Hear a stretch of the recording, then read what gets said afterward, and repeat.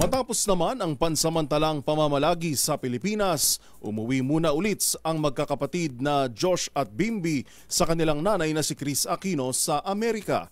Magugunita na nagbalik bansa ang bunsong anak ng Queen of All Media para asikasuhin ang kanyang nalalapit na pag-aaral dito. Ang iba pang detalye tutukan sa Showbiz Report na ito. Nakauwi na ulit sa kanilang mama Kris sa Amerika, magkapatid na Josh at Bimby Aquino. Itong ibinahagi ng malapit na kaibigan ng Queen of All Media na si Dindo Balares. Sa isa namang hiwalay na post, akala raw nitong magtatagal sa Pinas ang bunsong anak ng aktres dahil naghahanda na ito sa kanyang pag-aaral. Pero hindi na rin daw ito nagtakang mas pinili na agad ni Bem na umuwi sa kanyang ina, lalo pat ito ang punong abala sa kanilang tahanan sa US. At bonus pang napapayag nito ang kanyang kuya na sumama. Magunita na minsang ibinahagi ng aktres sa vlog ni Ogie Diaz na mas gusto kasi ni Josh na mamalagi sa kanilang bahay sa Tarlac.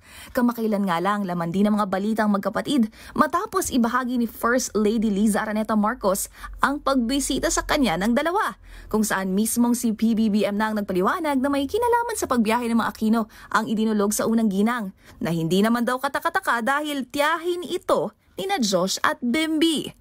Samantala, sa huling interview ni Kris, ibinahagi nito ang kanyang planong umuwi sa bansa bago matapos ang taon.